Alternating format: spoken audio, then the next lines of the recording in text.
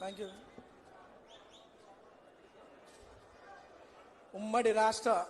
మాజీ ముఖ్యమంత్రి దివంగత నేత ఎన్టీ రామారావు గారి విగ్రహావిష్కరణ కార్యక్రమానికి ముఖ్య అతిథిగా విచ్చేసినటువంటి మనందరి ప్రియతమ నాయకులు రాష్ట్ర ముఖ్యమంత్రి గౌరవనీయులైనటువంటి రేవంత్ అన్న గారికి, పిసిసి అధ్యక్షులు మహేష్ కుమార్ గౌడ్ అన్న గారికి,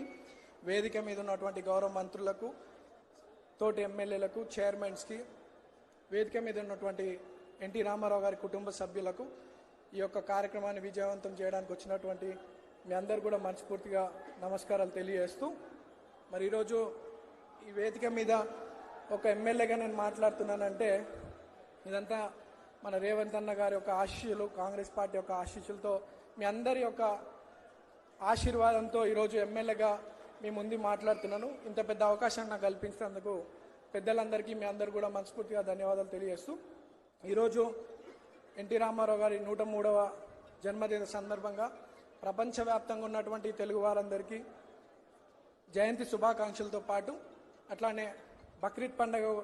మైనార్టీ సోదరులందరూ కూడా బక్రీద్ పండుగ శుభాకాంక్షలు తెలియజేస్తూ, మరి ఈరోజు మహానేత ఆ రోజు గతంలో జూబ్లీహిల్స్ బై ఎలక్షన్స్లో ఎంతోమంది ప్రజలందరూ కూడా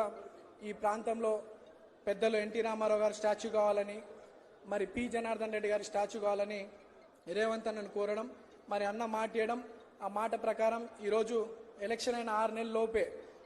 పెద్దలు ఎన్టీ రామారావు గారి జయంతి రోజే ఈ యొక్క గొప్ప వేడుక విగ్రహ ఆవిష్కరణ చేసుకోవడం ఎంతో సంతోషంగా భావిస్తున్నాం. ప్రజలందరూ కూడా 4-5 రోజుల నుండి గౌరవ ముఖ్యమంత్రి గారికి ఎంతో కృతజ్ఞతలు తెలియాలని ఈరోజు ఇంత పెద్ద ఎత్తున రావడం జరిగింది. మరి అంత పెద్ద మహానుభావుడి